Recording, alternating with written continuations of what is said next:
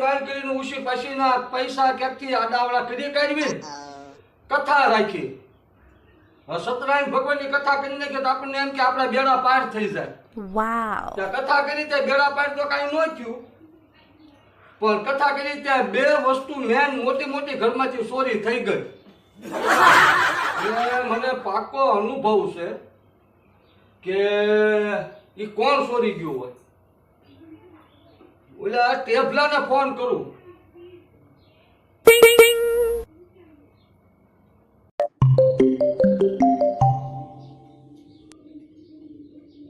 Hello, તું એલા કથામાં આવ્યો તો?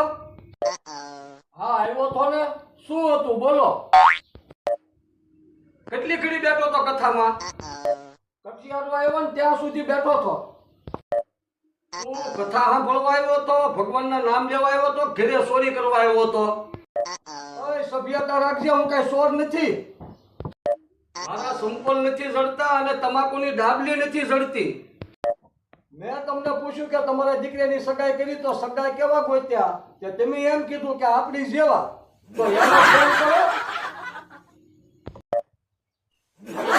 તમને એવું લાગે કે આ કથા પોઈક થઈ હોય એમ, અને ફરી વાર કદાચ એ કથા કરે કારવે તો આપણે એના ઘરે જવાય ખરું?